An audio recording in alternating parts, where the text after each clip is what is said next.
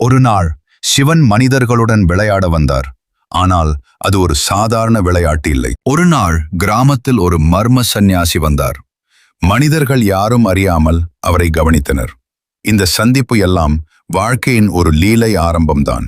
அவர் கேட்டார், ஆனால் சிலர் கோபம் காட்டினர், சிலர் கண்ணீர் வெளியிட்டனர். ஒரு ஏழை பெண்மணி தனது உணவை அன்புடன் வழங்கினாள். அந்த நேரம் விசேஷம் நடந்தது. அந்த சின்ன செயல் கிராமத்தை மாறும் அதிசயமாக மாறியது. இந்த வீடியோ பிடிக்கும் என்றால் லைக் செய்யுங்கள். டிவைன் சீக்ரெட் சேனல் சப்ஸ்கிரைப் செய்யுங்கள். அவர்களின் அகம் பொறிபோல் விழுந்தது. வீடுகள், செல்வங்கள் ஒன்றோடொன்று மறைந்தன. மக்கள் அசர்ந்தனர். அந்த சந்நியாசி சிவனாக வெளிப்பட்டார், திரிசூலம் காந்தியோடு. சிவன் மன்னித்தார். கிராமம் அவரது அருளில் குளித்தது. மனங்கள் அமைதி அடைந்தது.